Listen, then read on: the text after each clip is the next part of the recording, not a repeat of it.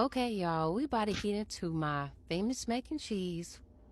Yeah, every time we have a family function or gathering, everybody want me doing the mac and cheese because they know it's the truth.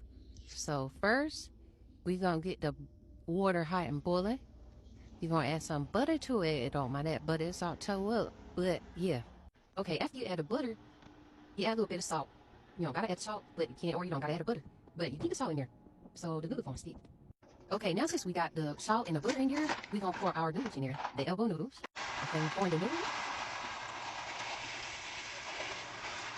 And let them boil in the pot for about, I say maybe 12 minutes. Give them nice and soft. Then you drain that bad boy. And also, you gotta make sure you stir it during the boiling time so the noodles won't stay together in the pot.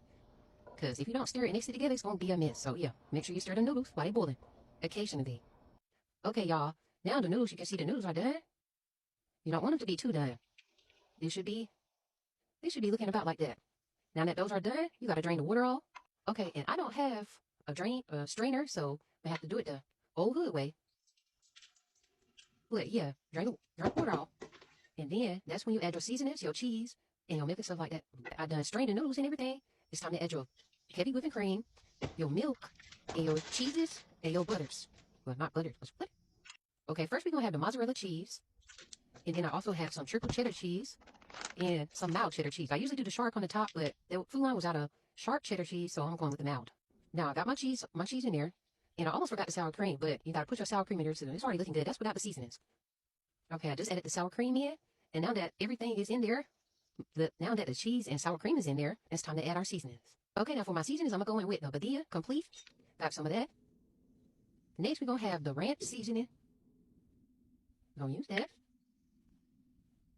And I don't measure anything, not build the cheese, sour cream, none of that. I just go with my heart desire. Okay.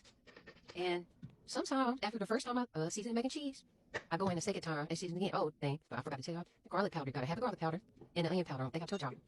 Yeah. And this is garlic and pepper seasoning. Yeah, gotta have that. Not too much, though. And then I don't want some regular pepper. And then, go ahead and mix everything up. That's how she's saying, y'all. That's how she's saying. It smells good already. And you can't forget to preheat that oven. About 375, 425, don't matter. I'm just going with the 425. And you also can't forget the butter, the pan that you're going to use. I don't know if you're going to use a tin pan or a glass pan.